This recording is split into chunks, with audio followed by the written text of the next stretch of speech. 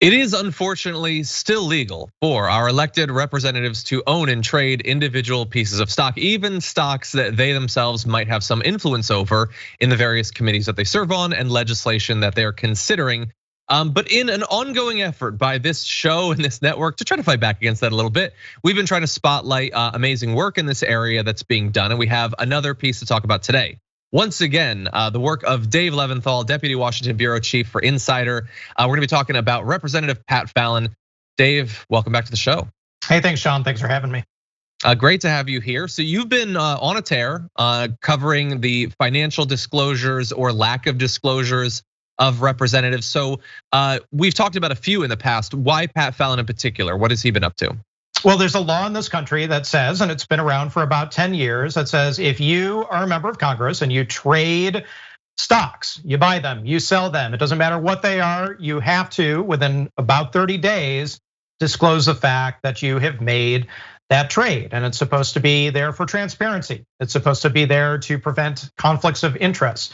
And with Pat Fallon in particular, freshman representative from Texas, he made a whole bunch of trades, in fact, worth 7 and potentially 8 figures all told, and did not disclose them within that period of time when he was supposed to disclose them. So we found that out, we reported it. He was very apologetic, his office was. He was not available for an interview himself, I should note. But this is just the latest in what has been a parade of members of Congress who have violated this law and violated it in a way that really doesn't get them in much trouble, in the sense that the penalties are very low for this type of activity. And so you made reference there to 7 or 8 figures. That's a lot of figures. That is, and obviously we don't know specific amounts because all of this is ranges being reported, and the ranges can be extremely broad. But clearly, this is not a small amount of money, and it is entirely possible that it's just an oversight. But just out of curiosity, what sorts of stocks was he trading? Are these things that potentially there could be concerns about a conflict of interest in? Yeah, well, there were about 14 different stocks, and our story lays out in detail what they all were, companies that you would know of. One in particular that is very relevant to this particular members of Congress service in Congress is Boeing, the aviation giant and defense contractor, which has, we're not talking 7, we're not talking 8, but 9 and 10 figures worth of business that it does year in and year out with the federal government by virtue of being a defense contractor. Why does that matter to Pat Fallon? Well, Pat Fallon sits on the House Armed Services Committee, which oversees the defense industry, which oversees the contracts and the relationships that the federal government has with defense contractors. So he was trading into the 6 figures, I should say, with Boeing specifically. Again, they members of Congress, they report these trades in broad ranges, so we don't know exactly, but made a flurry of trades during the beginning of this year in January, February, March, and April, and didn't disclose these trades when he was supposed to. In some cases, it was several months late before the public or we, altogether knew that these trades had even taken place in the first place.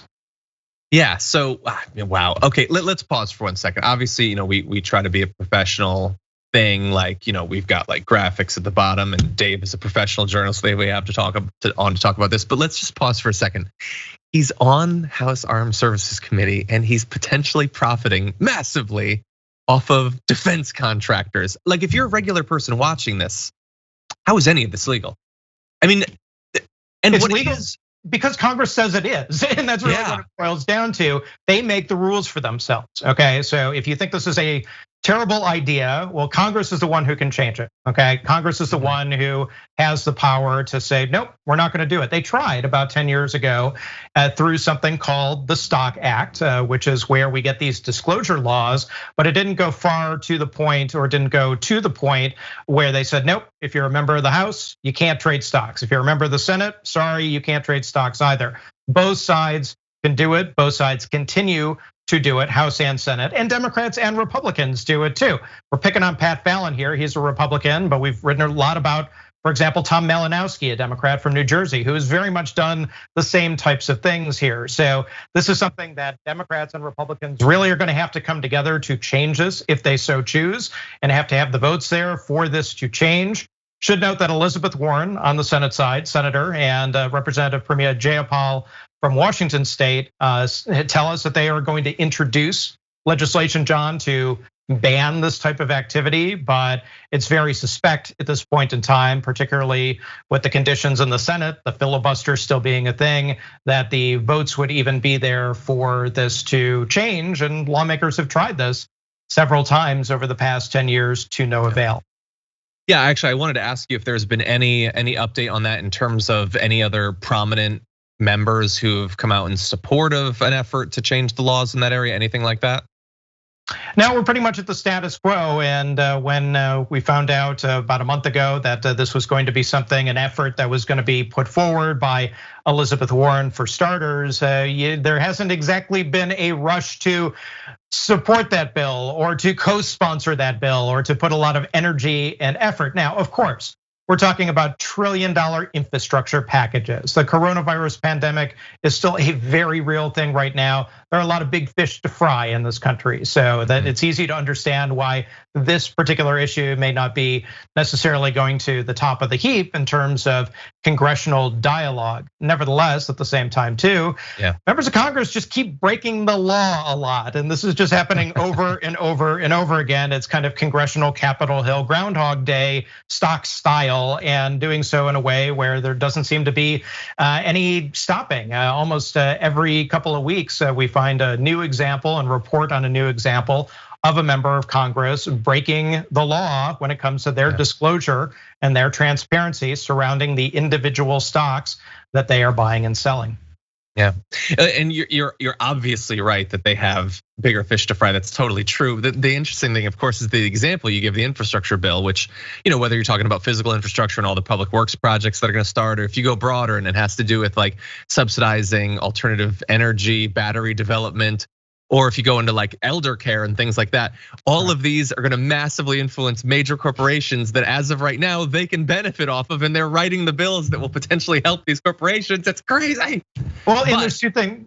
Oh no, continue. I was just gonna say very quickly, like you kind of got two sides of this coin too. On one end, you have lawmakers who oftentimes are privy to knowledge that ostensibly could help them make trades that could help their own personal bottom line, information that you or I or most people in the country wouldn't have because, well, we're not in Congress. We're not having classified briefings and secret briefings and whatnot. Don't have information that you're going to get at that level. On the other hand, too, you have what the corporations are doing, which is in many cases spending hundreds of thousands, millions, even in some cases tens of millions of dollars, specifically to lobby Congress and to lobby the federal government and federal agencies to try to get specific certain results out of the public policy process, which of course Congress is a little bit of a part of, right? So as a result, you kind of have this very odd two-way street where both sides have a lot of money at stake. They have a lot of stake in general, and yet the ability for lawmakers to say, "Hey, I'm gonna personally invest in this company." It's perfectly legal for them to do until they say that it's not. Yeah.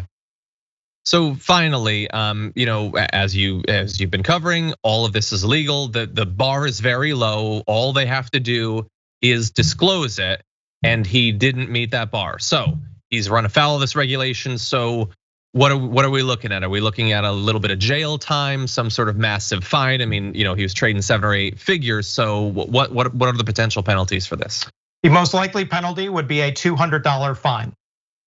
$200.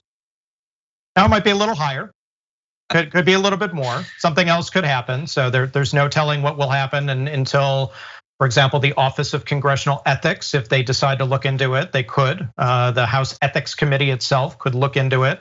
But usually for a first-time offender of this sort, if you will, they get passed. And the opposite extreme would be jail time, yes.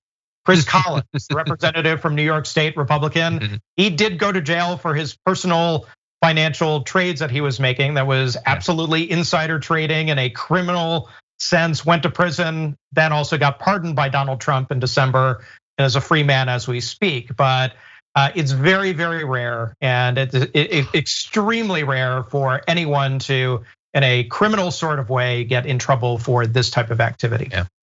It's probably for the best that they're going to waive the first one. I don't know if he could cover that $200 fine. That might break him. He is a wealthy man. I think he will be okay. Yeah, he'll be okay. And even if he wasn't, the next Republican politician will pardon him. But anyway, Dave, you're continuing to do amazing work. Like we talk in much more general terms about the corruption and all that. You're digging into the specific examples of that, and we could not appreciate that more. So thank you as always. I appreciate it. Thank you, John.